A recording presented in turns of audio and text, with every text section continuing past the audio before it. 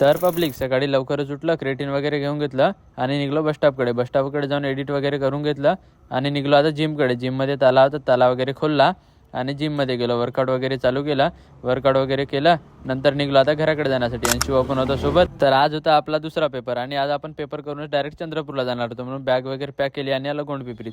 गोंडपिपरीत आलं, मित्रांना भेटलं, मित्रासोबत चाय वगैरे पेलं आणि नंतर मित्रांसोबत थोडा वेळ फिरफार झाला आणि थोडा वेळ त्रास येत होता तर MSITमध्ये वगैरे जाऊन बसलं.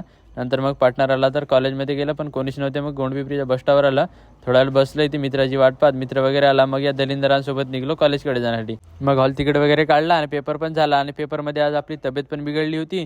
मग कसा बसा पेपर वगैरे कंप्लीट केला आणि आलो नाश्ता करायला. नाश्ता वगैरे केला आणि बससाठी मग तिकडे बस स्टॉपकडे आलो. ट्रॅव्हल्स लागून होती, ट्रॅव्हल्सनं बसलो आणि आलो चंद्रपूर आलो. जेटपुरा गेटवर उतरलं, थोडा वेळ आराम केला आणि इकडे सेल पण चालू होता. 300-350 रुपयामध्ये एअरबड्स चांगले कंपनीचे देत होते, पण ते पूर्ण गेलेले दिसत होते. मग निघलो रूमकडे जाण्यासाठी. आता मी रूमवर जातो आणि तुम्ही आपल्याला असंच फॉलो करून घ्या.